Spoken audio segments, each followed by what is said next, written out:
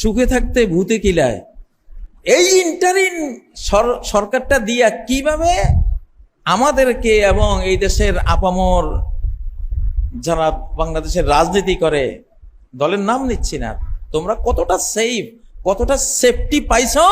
ফ্যাসিবাদের সময়টা ভুলে গেছো? এত অল্প সময়, এত অল্প দিনে ঘরে থাকতে পারত না?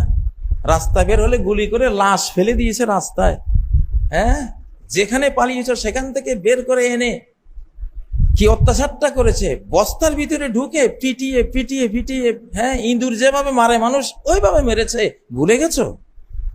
তোমাদেরকে তো মেরেছে, ভুলে গেলে এত তাড়াতাড়ি? ওই জন্য আজকে খুতবার বিষয়টা দিতে চেয়েছিলাম, সুখে থাকতে ভূতে কিলায়, কিন্তু দিলাম না। ভালো হয়ে যাও। আমরা তো বলছি এটা আমাদের খেলা, এটা শতাব্দী, খেলাফতের শতাব্দী। খেলাফত যখন আসে মনোনয়ন ধারায় আসে। বাংলাদেশের প্রথম সরকার এটা মনোনয়ন ধারায় আসে, নির্বাচনী ধারায় আসেনি।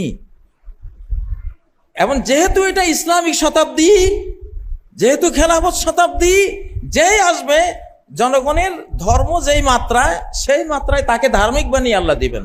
জনগণের ধর্মের মাত্রা বাড়বে, তারও ধর্মের মাত্রা বাড়বে।